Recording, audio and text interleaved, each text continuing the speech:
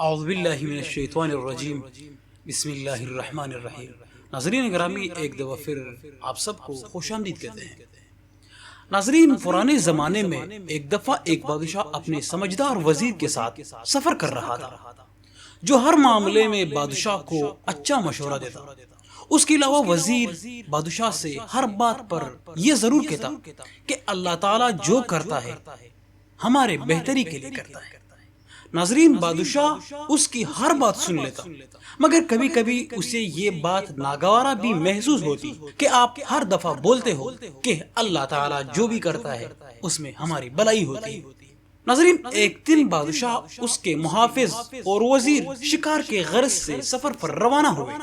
اچانک چند خونخوار جانوروں نے جنگل میں ان پر حملہ کر دیا، جس کے نتیجے میں محافظ تو سارے مارے گئے، لیکن بادشاہ شدید زخمی ہو گئے۔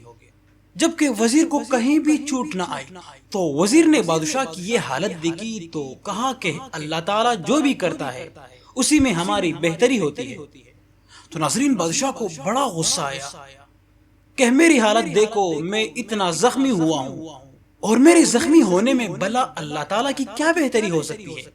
ناظرین، اس نے وزیر کو اسی وقت نزدیک ایک اندھے کنویں میں ڈال دیا۔ تو اس پر بھی وزیر نے کہا کہ اللہ تعالیٰ جو بھی کرتا ہے اسی میں ہماری بہتری، ہماری بھلائی ہوتی ہے۔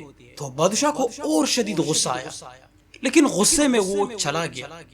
ناظرین، بادشاہ کچھ ہی دور گیا تھا کہ اس کو چند لوگوں نے گھیرے میں لے لیا۔ ان لوگوں نے کہا کہ ہمارے قبیلے کا رواج ہے کہ جو شخص سر شام ہماری حدود میں داخل ہوتا ہے تو ہم اس کو اپنے دیوتا کے لیے قربانی کرنا پڑتا ہے۔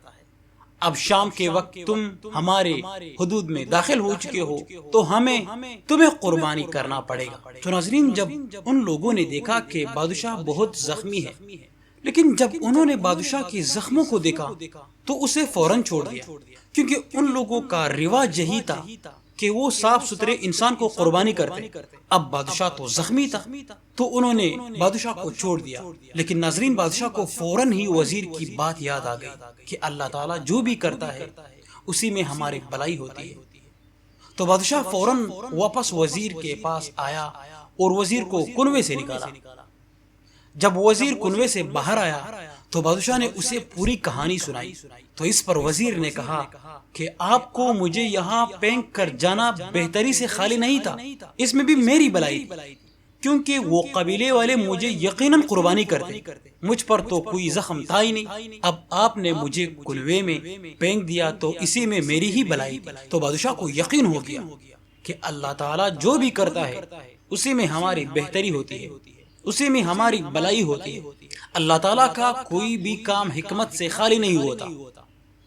ناظرین، انسان بہت ناشکر ہے، اللہ تعالیٰ کی نعمتوں کا شکر ادا ہی نہیں کرتا۔ کوئی مصیبت، چھوٹی سی مصیبت بھی انسان کے اوپر آتا ہے تو وہ فوراً بے صبری کرتا ہے اور ناشکری کرتا ہے، حالانکہ اس میں ہماری ہی بھلائی ہوتی ہے۔ ناظرین، سچ یہ ہے کہ اللہ تعالیٰ جو بھی کرتا ہے اسی میں ہماری بھلائی ہوتی ہے۔ ناظرین، دعا ہے کہ اللہ تعالیٰ ہم سب مسلمانوں کو صبر اور شکر کرنے کی توفیق عطا فرمائے۔ اللہ تعالیٰ ہم سب مسلمانوں کی بخشش فرمائے۔ اللہ تعالیٰ کی اس گناہگار بندے کو دعاؤں میں ضرور یاد رکھنا۔ اللہ حافظ۔